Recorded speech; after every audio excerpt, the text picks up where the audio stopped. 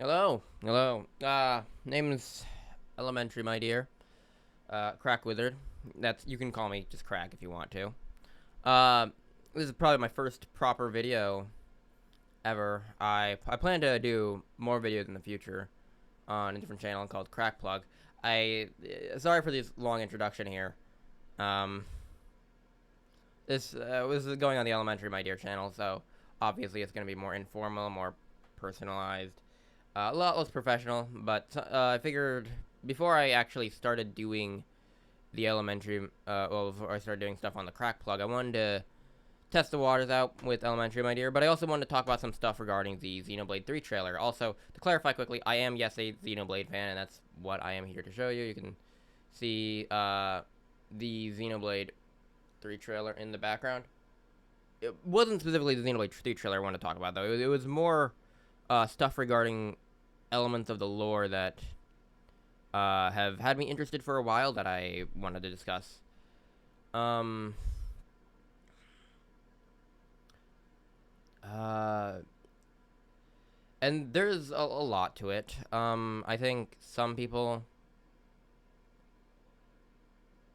might be a little put off by what I'm about to talk about here. Because, so, Xenoblade 3 I mean, everyone knows it's going to be a fusion of Xenoblade 1 and 2 and all that, but I'm not really here to do like a more obvious analysis or anything like that. I wanted to, because I've been in the community for years now, and I've always kind of been more of a background figure. I'm not really too out in the open, but there are some things here that have me very excited, and I'm very excited about stuff before.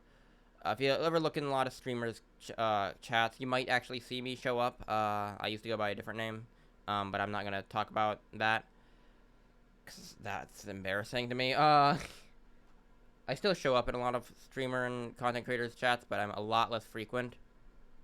I'm a lot less spastic. I'm not like hyperactive anymore.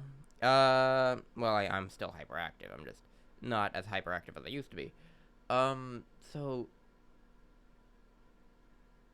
I guess to really start off what I wanted to talk about here,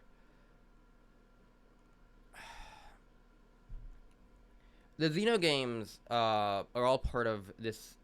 Were all originally planned out like 20 years ago by Tetsuya Takahashi as part of a narrative called Xenogears Perfect Works. When he originally wrote the original Xeno game, Perfect, which was Xenogears. Uh, I have a lot of uhs here, and if I had Adobe Premiere Pro, I'd probably be cutting it all out because that is big no-no. This is a little meta. A little awkward as well, but the importance of Perfect Works is that when Takahashi originally wrote Perfect Works, he wrote it as 6 episodes. Each episode was long. There was a lot of lore to each individual episode and every individual part that built onto each other to develop sort of this narrative featuring the end of the world and the beginning of a new world, using the technology from the old world. And that's a lot of what Perfect Works was, and there was a lot of details going between all of that. There was a lot of inner politics. There was a lot of divine shenanigans, I guess you could say. I'm not gonna go into like the philosophical shenanigans like monadology or the hyperreal number line, which is technically calculus. But I will be discussing the importance of Perfect Works and, more importantly, the importance of Tetsuya Takahashi and planning ahead, because this is a thing he's done for a while now. It's a big thing with him to plan his narratives quite a far ahead of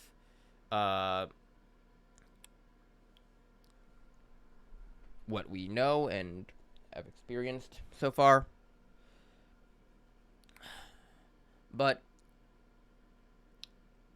going forwards, every Xeno game since Gears has been an adaptation of one of the 6 episodes planned out in Perfect Works. Xenogears itself was actually episode 5 of Perfect Works, not episode 1. Episode 1 ended up being adapted kind of in Xenosaga. It's a little confusing because Xenosaga more so takes place during the events of Episode 2, like the setting established for Episode 2, but it adapts the events of Episode 1. It's more of like a giant retrospective on the events of Episode 1, and that's what it all is. Then Episode 3 has never been adapted before. Episode 4 was adapted sort of twice in the Xenoblade games. The first time it was adapted was as the Giants lore in Xenoblade 1. There is a giant side quest line that gives you a lot of lore, and that lore happens to line up with the continuity of Episode 4 of Perfect Works. And it happens to be about the Giants. It's called the Giants lore quest line. But it's a very short quest line, and it doesn't go too in depth about it. And while it is one of the more important narratives in terms of like exploring 1 as a world, or Xenoblade 1 as a world, they don't really put too much emphasis on it. It's kind of like the ancient history, and it kind of doesn't matter anymore because of how they cut down a lot of Arc 3 of Xenoblade 1. But I'm sorry we're lingering still on just the Xenoblade 3 announcement trailer right now. I do want to get all my notes finished before we hop into this, because it's a little matter in a bit here. But so Episode 4 was first adapted as the Giants lore. It became more relevant in how they adapted the next game, which would be Xenoblade 2's adaptation of the Episode 4 events, which was in the form of the DLC story, Torna the Golden Country, which, yes, is meant to be done between Chapters 7 and 8, and I still hold that that is the best place to do Torna, although I know plenty of people who say it's better to do it after Chapter 10. I fully disagree. I still think Chapter 7 and 8 is the best place. It doesn't actually spoil you on anything. That is a whole other tangent for another time, and I will open that debate for a future video. Maybe, because this is, again, a more casual channel. I don't really care too much about going crazy on the edits. I'm just probably going to upload everything as it is. Yeah. That's what Elementary Media is for. Then Episode 5, as I mentioned before, Xenogears was the original adaptation of Episode 5, but due to some copyright problems involving Square and how much of a bitch they can be, especially towards Monolith, they would... I just had to check if I was recording, because I realized, wait, am I recording? And then it's like, yeah, I am. Okay.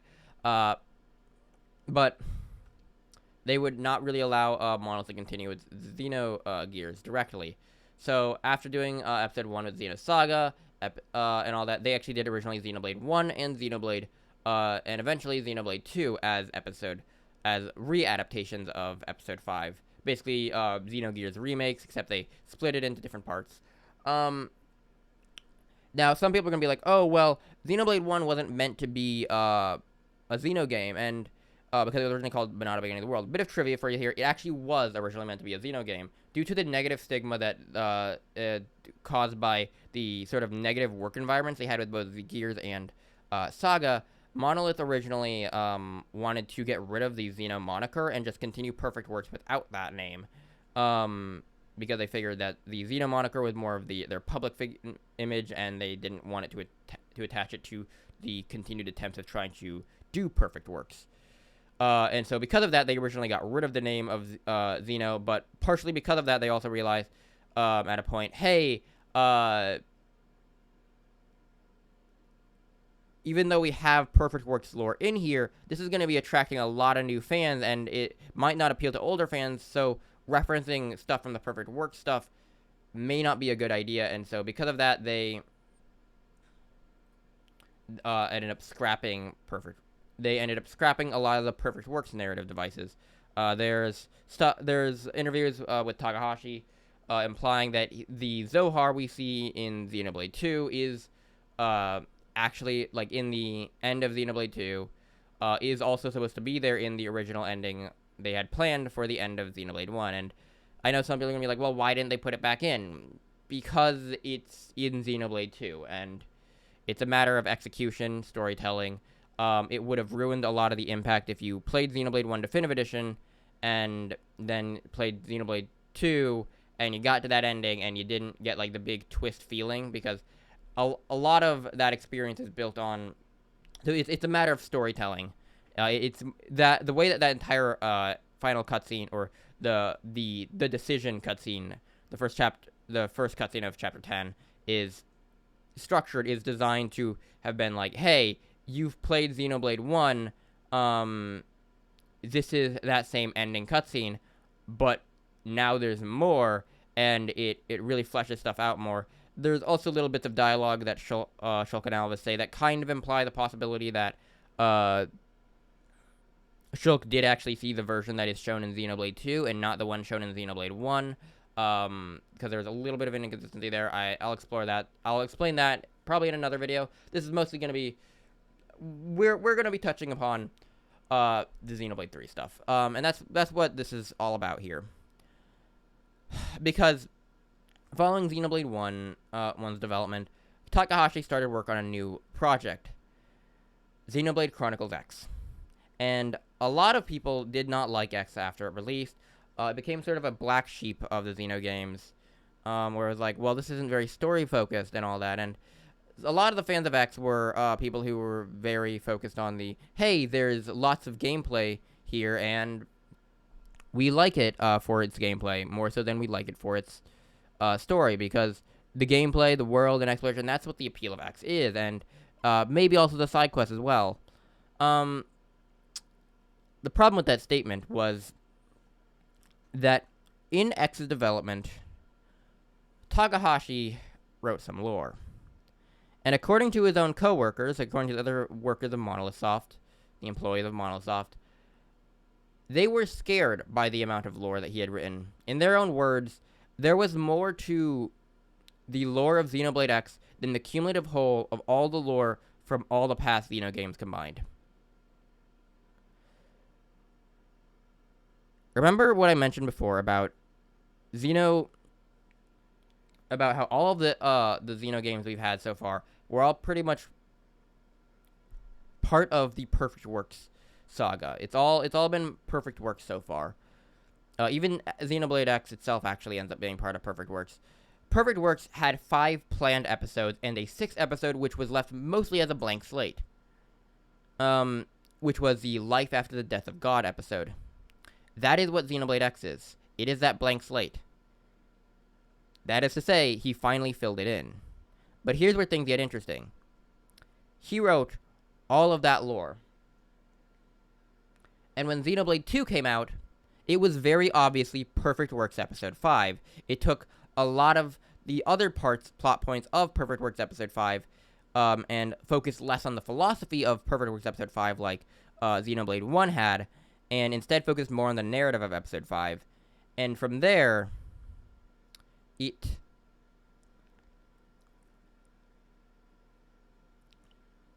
gotta drink some water.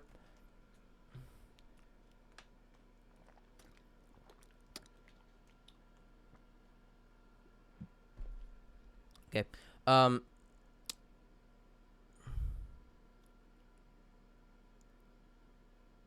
Well, yeah, it just focused on the narrative of Episode 5, but it also expanded a lot more on the lore of stuff that bringing back, sort of unretconning the details that have been cut from the original ending of Xenoblade 1. I remember I once got into a debate years ago with somebody about how Alvis was in Ontos. Like, I was telling him, like, oh yeah, Alvis is in Ontos because Aegises can't be Monados, and he's like, Aegises are Monados, they're the same thing, and I'm like, okay, you're clearly not figuring out that I'm lying to you. But, like, also, or like, I'm lying to you about the Alvis and Ontos part, but you're clearly, like, they had this whole argument about how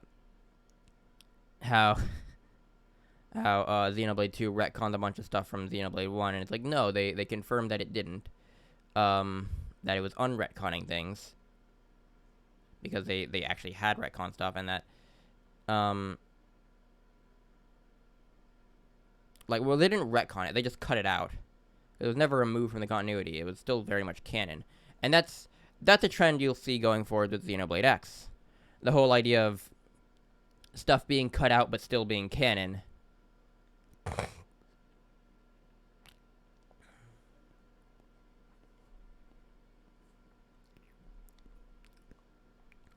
Because X's lore, again, was bigger than the cumulative whole of Xenoblade 1 or any of the Xeno games combined.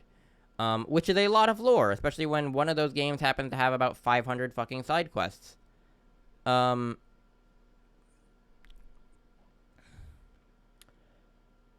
naturally, when the game itself ended up being kind of a flop in terms of its overall narrative, it's like 10 out of the 12 chapters are extremely boring. I mean, chapter 7 is literally the most useless video game chapter in it's literally a generic grinding quest, but like worse and stupider, and you have to do it for the main story.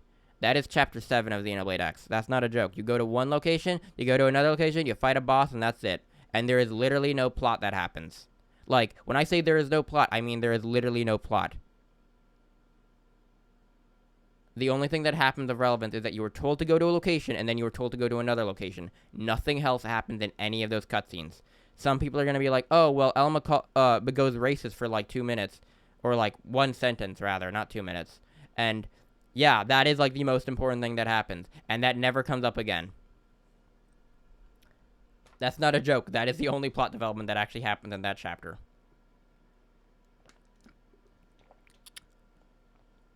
Anyways, that should give you an idea of how bad X's plot was. If you haven't played it yourself. But the important part here is that then when Xenoblade 2 was made, Takahashi made this statement about it that got completely swept under the rug. People kind of ignored it. Most people who were fans of the games ended up focusing on other statements he made, like the, oh yeah, 1 and 2 aren't connected at all stuff, which isn't actually what they said. They're like, oh yeah, 1 and 2 connected, and he's like, you can play 2 without playing 1. He beat around the bush. Bit of a misdirect there on Takahashi's part. Very smart of him. Didn't actually lie, but he was very clever man. Let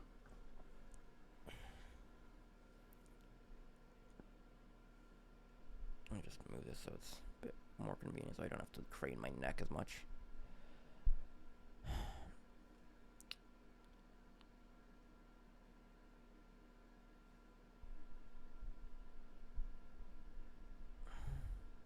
That should be good. Alright, so let's drink some water.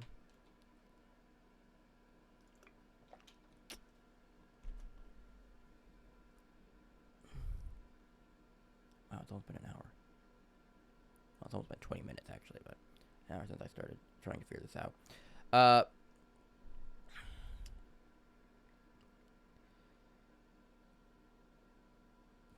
The statement that got passed under the rug and has pretty much become impossible for me to find in interviews was a statement he made about Xenoblade 2, where he said, oh yeah, all of the lore from Xenoblade 2 is adapted from the lore that all of Xenoblade 2 is part of the lore of Xenoblade X.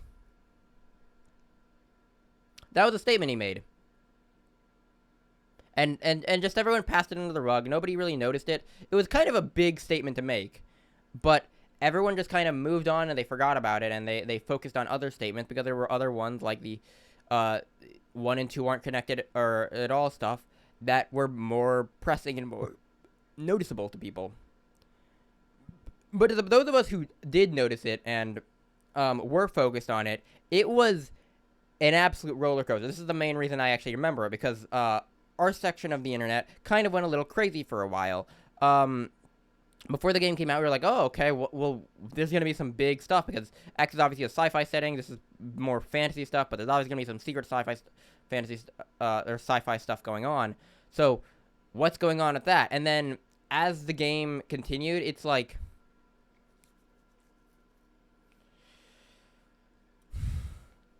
when you finish the game, you obviously had the connections between 1 and 2, and that was like the most it was connected to any other game. And that kind of left all of us who did still remember that statement just sort of like, what? we all sort of collectively shat our pants because we had no idea how the hell any of that was supposed to connect back to X.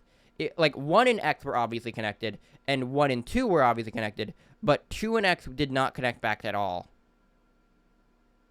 There was no way in hell they seemed to connect. A lot of time passed, and our confusion did not stop for a long time. We focused on the things between 1 and 2 for a while. It was something. Stuff with like Alvis's Ontos. Again, Alvis is Ontos, but they are not Monados. It's literally okay. To briefly explain that whole conundrum, it's literally just a matter of the timeline.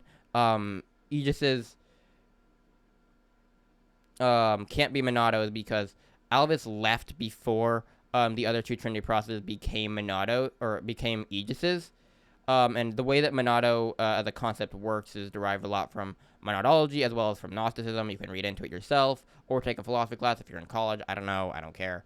Apparently, some philosophy classes do actually cover monadology. I didn't know that, but a friend of mine was like, oh, yeah, our philosophy class was going to cover it, and then they skipped it. And I was like, wow, I didn't even know they covered that. That's cool. Woo! Sorry, just testing with my mic there. You can ignore that whole thing. I'm not cutting any of this out because I don't have proper video editing software right now. Like I don't have Premiere Pro installed on this computer, and I'm hesitant to do so because what I'm trying to do is I want to. I think I explained this at the start. Actually, I just want to record stuff more casually on the elementary channel, which is where this is gonna go up, and then I'm gonna do actual editing stuff on the Crack Plug channel. So no reason to really edit this right now. That's for more like grand scheme projects. So we'll get there someday. I have stuff planned for that. Anyways, regarding the perfect work stuff, back to what we were on.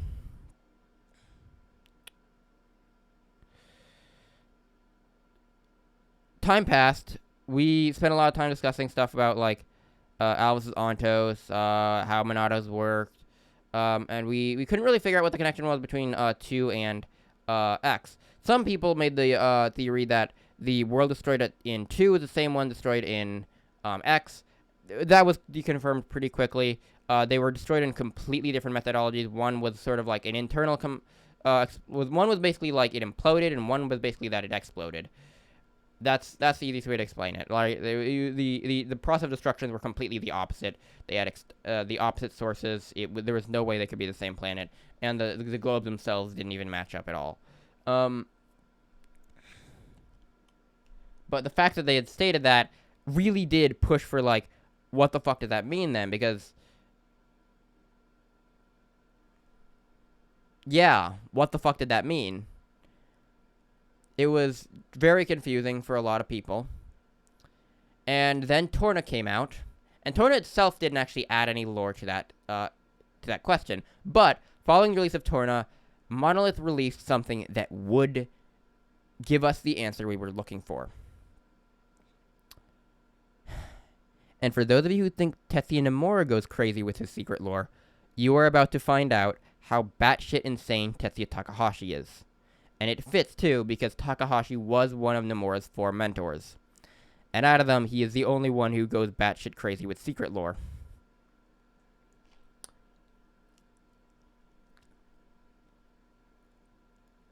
He released the Siren Model Kit.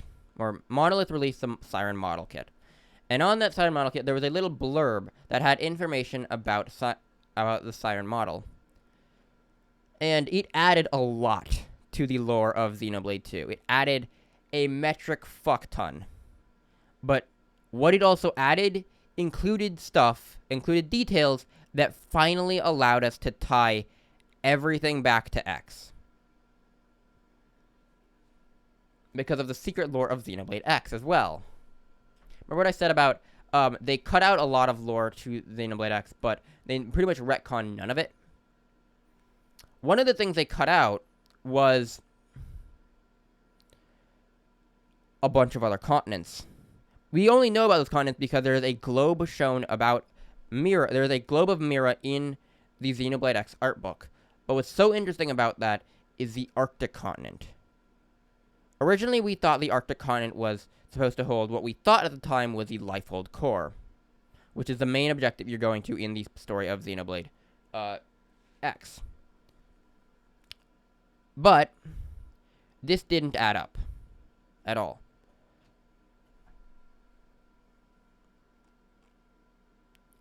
The Arctic, because what we saw in the Arctic continent was too tall and didn't have the same structure overall to the Lifehold core, and everything else that had been featured in the art book wasn't stuff that was retcon, but rather just stuff that was still canon and just cut out. There was a lot of lore to be found in the Xenoblade X art book. So the fact that there was only one thing that seemingly was just altered or retconned was extremely suspicious. I just bumped my mic. I'm sorry about that.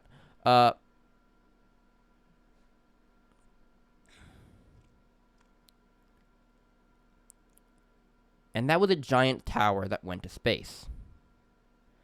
Obviously, to Xenoblade 2 fans, that might sound familiar, but why would that... But why would the World Tree be on Mira? Is Mira actually the original Earth or something? But that wouldn't make sense, because X already has its own Earth, and it was destroyed in a different way, and... So obviously, nothing's really adding up then.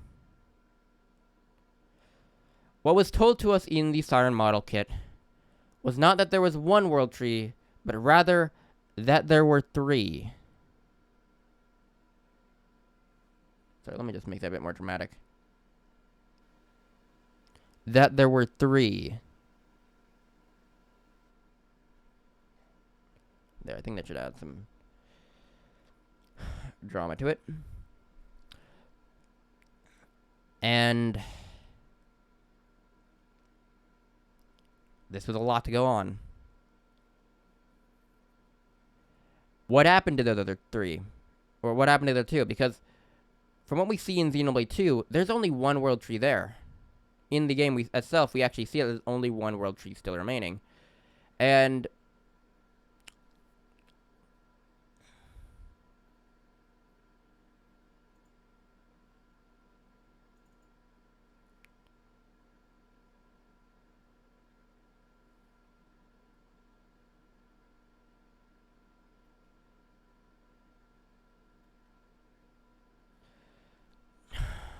so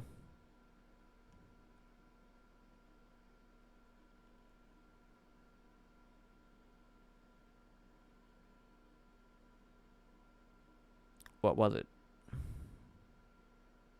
What happened to the last 2 trees? With the phase transition event that took away Alvis, or Ontos, so too did the last 2 trees named Icus and Minos. There's also a lot of stuff regarding the construction of the trees, and this will play back into some more intricate things regarding X's lore. But the architecture of that tree, of the trees, happens to line up perfectly with the architecture of the giant tower in Xenoblade X's Arctic continent. This is a big part of why, if you talk to lore junkies who want another there's 2 sides to the Xenoblade X2 debate. Generally, those who are not the most lore proficient, and those who are obsessed with the lore, like myself. Those who are obsessed with the lore really, really want to see the Arctic continent, because we want to climb the second world tree, which we now know is on Mira, because it was one of the ones phase transitioned out. So what happened to the third one? Well, part of what was explained in the Siren Model Kit lore was that there was also sort of a collective database of Earth's history, a bunch of old Earth tech, other things. The main theory that I have been going on right now is that the last of the world trees probably went to the Samarians, who are also the people who artificially created Earth. And that's probably why they created Earth, or the Earth in Xenoblade X. They created the artificial Earth of Xenoblade X as a replica of the original Earth that they have information of because of the world tree.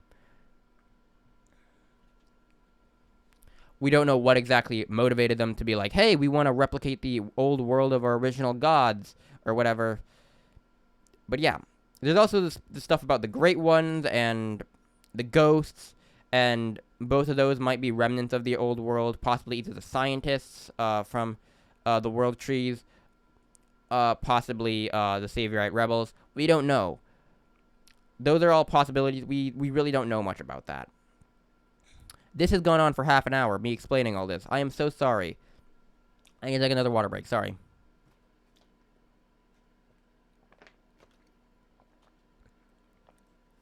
Wow, I can definitely see why people would want to cut stuff down. I probably will start cutting stuff down in the future once I actually start uploading on Crackplug, because that's going to be when I have Adobe Premiere Pro.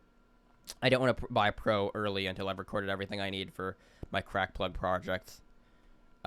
Because it's like $30 a month.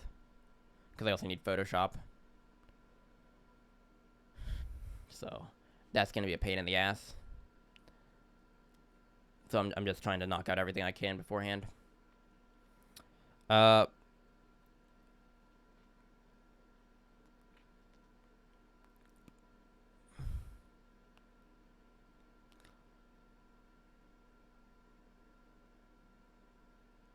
But now let's go back to the ending of Xenoblade 2.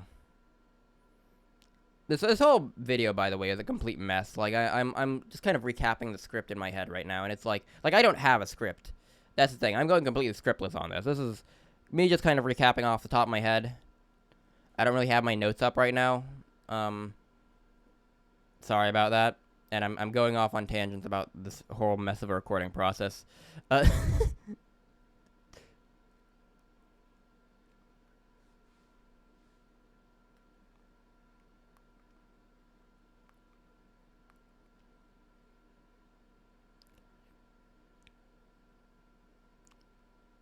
Where were we? Oh, right. End of Xenoblade 2. End of Xenoblade 2. This is where I wanted to get into stuff here. They evacuate the world tree as it crumbles. Radamanthus is falling apart. Klaus is basically dying because of the end of Xenoblade 1. The conduit's going away, the Zohar, whatever you want to call it. And they go through a dimensional rift.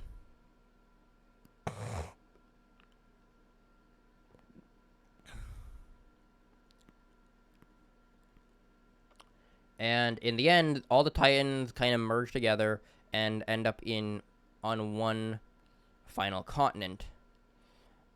Now, this is where I get into what I wanted to talk about with this video. This world was heavily speculated to possibly be the world of Xenoblade 1, or that the world of Xenoblade 1 and Xenoblade 2 in some way, shape, or form fused. How exactly, and this is pretty much confirmed with Xenoblade 3. That's a big part of what Xenoblade 3 is. It's confirmed that, yes, the worlds have fused. But what matters is less that the worlds have fused and how they fused. Because back when Xenoblade X released, there was a big theory that went around the community for a while that the world of Mira was actually the world of Xenoblade 1 long after the events of Xenoblade 1. But the general topography did not match up with Xenoblade 1 topography at all. And there's actually a line in Xenoblade X, and this is going to be really important, where one of the alien species you meet, called the Orphean, basically just outright tell you, oh yeah, we have been to the planet of where the events of Xenoblade 1 took place. And we met a bunch of Telethia there.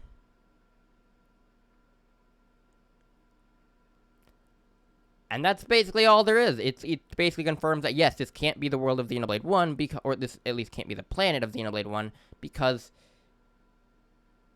that world still exists. It's a separate planet entirely.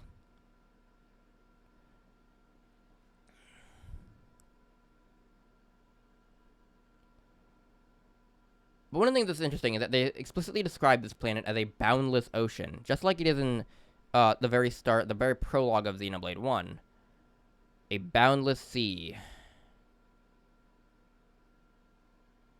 So, why does that matter? Xenoblade 3's topography. Let's start playing this now.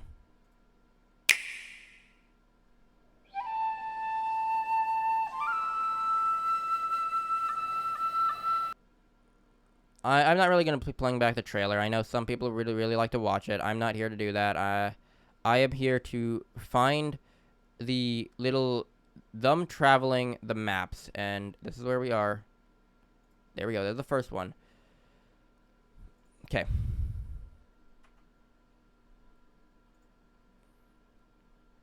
So, this first one is ripped straight from Oblivia of Xenoblade X.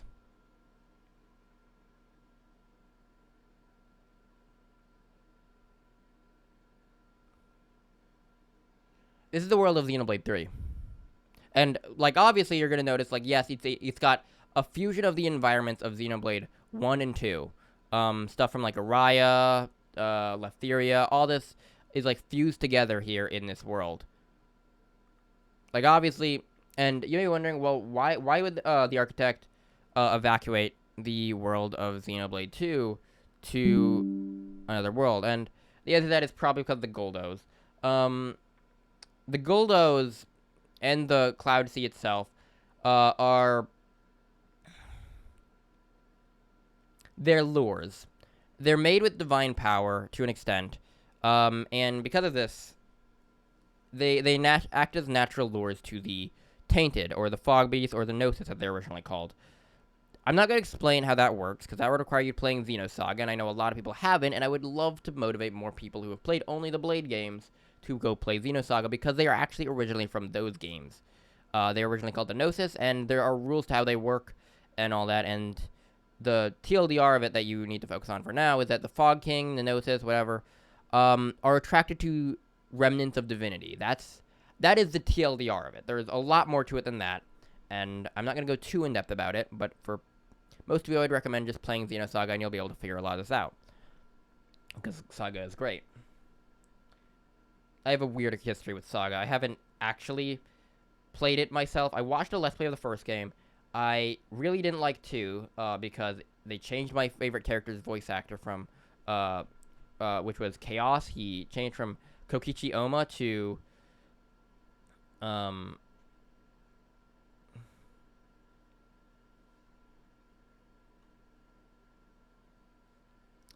other character, to some other voice actor. And that had me depressed for a while. So I didn't play Xenosaga 2. And then YouTube decided to upload to put all of the cutscenes of Xenosaga 3 in my recommended. And so I kind of just got spoiled on the entire plot of Xenosaga 3 through YouTube through the YouTube algorithm. So that is my entire experience of Xenosaga. I do want to play it properly someday, but yes. So I do at least know what I'm talking about. It's not just because of Xenosaga, though, because a lot of the concepts for how the Gnosis works are derived from certain works of philosophy, which I had actually read prior to playing Xenosaga. I studied them immaculately, and I do want to talk about those stuff in another video. I think I'm going to probably put that as part of the crack plug content that I'm going to be doing in the future. But for now,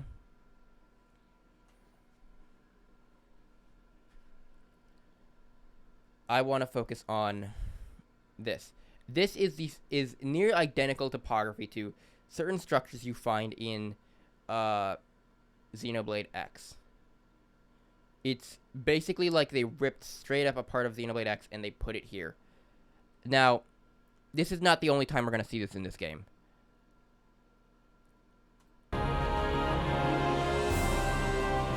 It's the only way you're going to defeat the real enemy.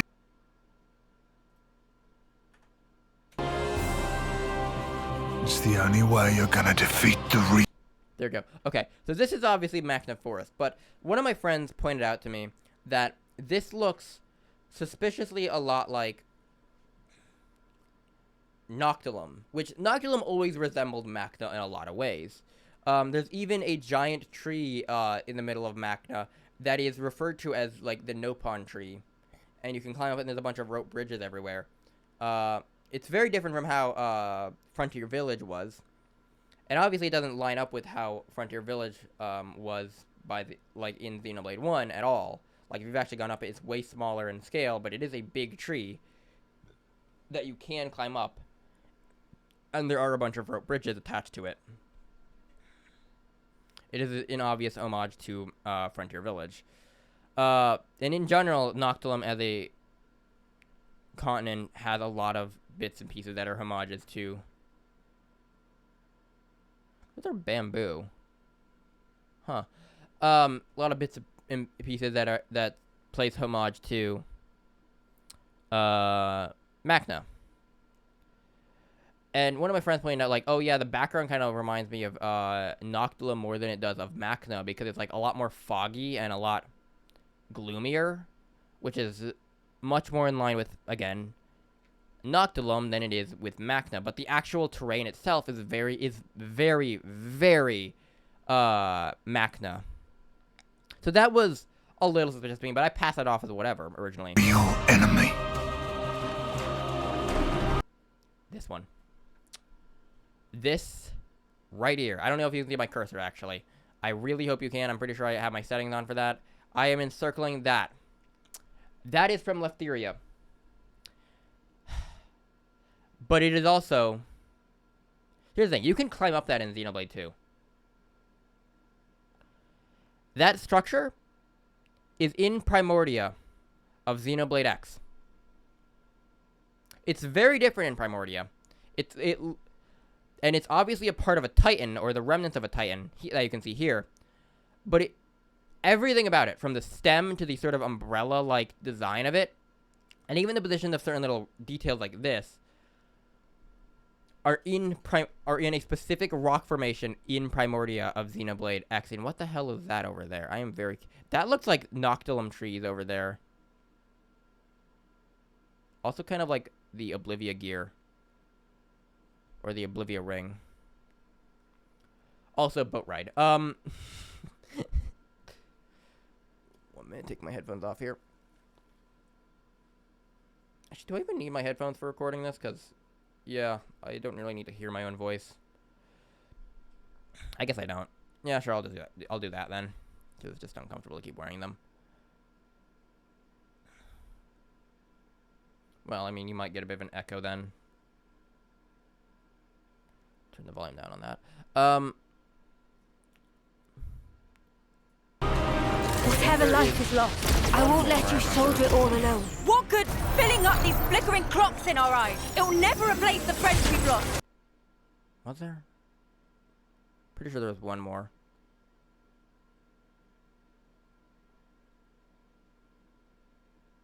Oh wait, no, I already covered all three. Sorry, my brain's stupid.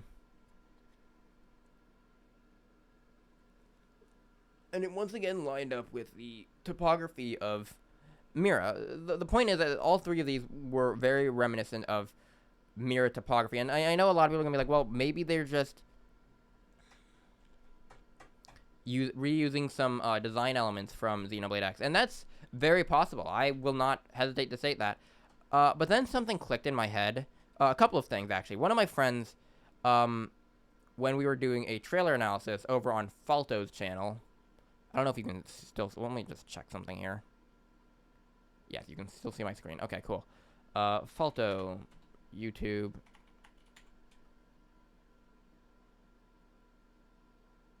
It's cool. Hey, what is going on, guys? This trailer analysis. I was here for this with him. This was literally the day before I got this new mic. I'm probably going to be talking about more of what I'm talking about here with him on his channel later, so tune in for that. It's very nice. And we talked a lot about all sorts of stuff in here, but one of the people that was here with us, who we call Zeke or Divine Entity, or Thad, Tyrea Simp, whatever, the man who really wants to fuck Tyrea. He mentioned in that video that the protagonist's name was Noah, which harkened back to Xenogears, and I was aware of this, because, I mean, why wouldn't I? But it never really clicked in me how important this detail was. Actually, we'll get to that detail in a bit, because it's important, and you're gonna, if you want to try and figure out where my brain went with this, then because I realized I skipped something here.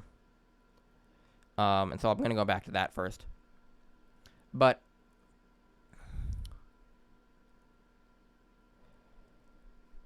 we know from the Orphean dialogue that the world of Xenoblade 1 is a different planet still. The remnants of it all, it's like, or that world, the planet itself is separate from Mira. But they never actually stated anything about the land masses there. They just said it was a boundless ocean. And that there was a bunch of Telethia there. And that pushed me into a different direction. What if Alvis, when he remade the universe, took the land masses from Xenoblade 1, as well as all the people on it, and they moved it to a new planet?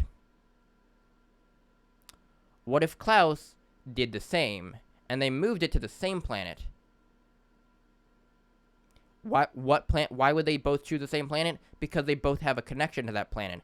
I.e., if that planet had one of the beanstalks, which is to say Mira. And that would explain why the topography is so similar between XE3's world, Ionius, and Mira, because they might actually be the same planet entirely.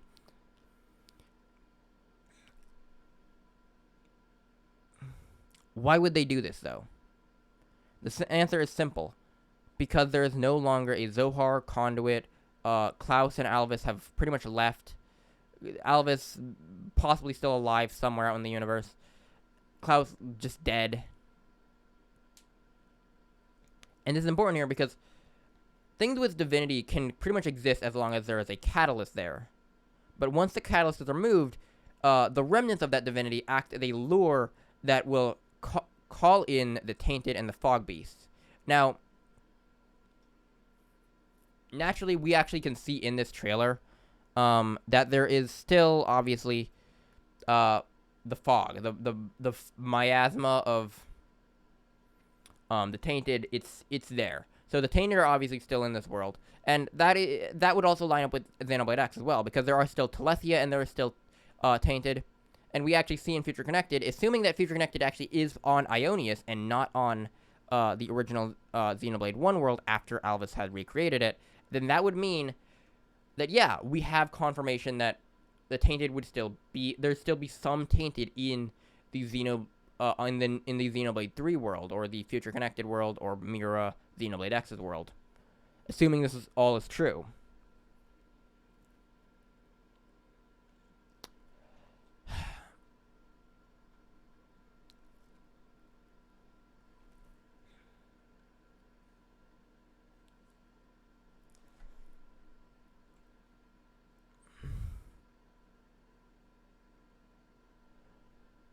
Also, I love this. I really hope this is, like, just the hardest super boss in the fucking game. Or some shit. Like this thing here. And they're just casually, I just hope they're just casually showing off massive super bosses that you have to fight later on.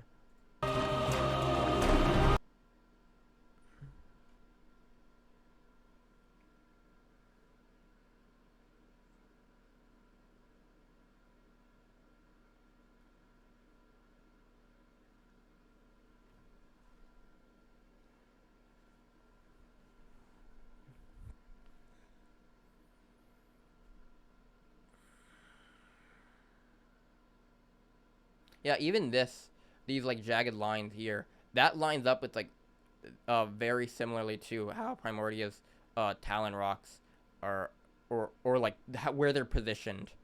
Yeah, that lines up, actually, yeah, that pretty much lines up perfectly with the Talon rocks. In like, relation to where the structure of this is located. Like, obviously, there's quite a bit more to Primordia, but a lot of this would still be submerged underwater and...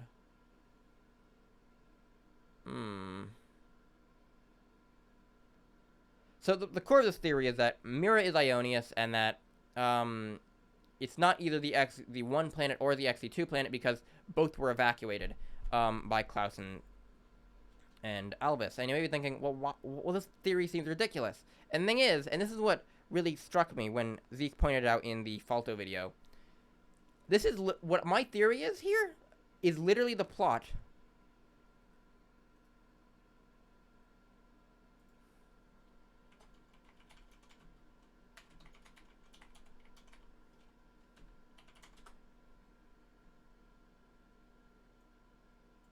of Noah's Ark.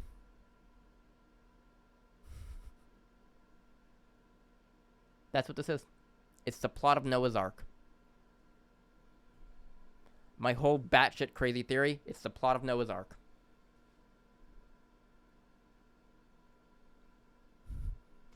And Noah's Ark has been a recurring idea in the Xeno games for years now. Again, it was there in Gears, it's there in Saga, it's in Blade X. Also kind of in Blade 1. It's also now relevant to Blade 2. Wow. So yeah, it's literally just everything has been Noah's Ark. No, the whole always has been meme. Bang.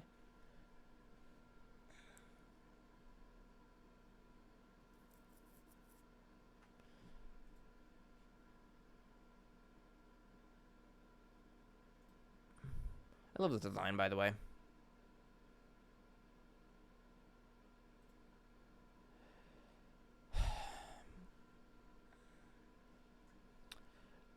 That was what he pointed out to me that really made it click that it probably was actually the case. Or it could easily be actually that. That it was legitimately just the plot of Noah's Ark. Which lines up with the protagonist's name. Lines up with a lot of things.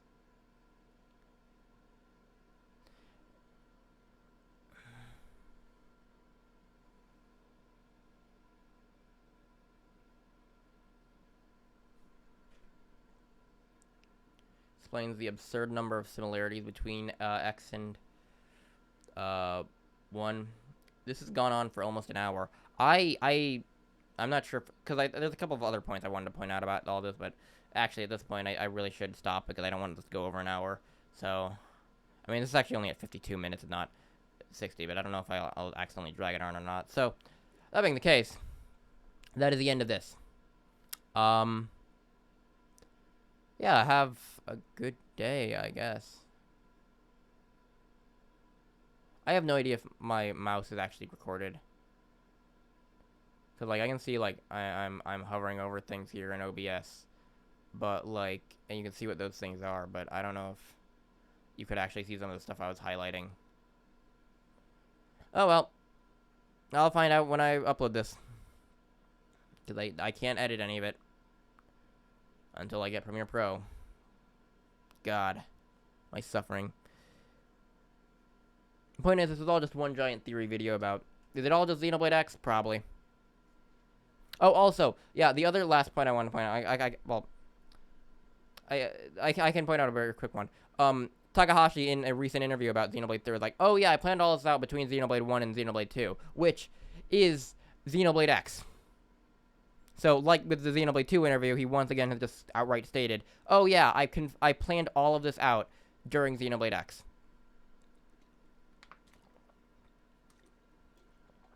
That's all.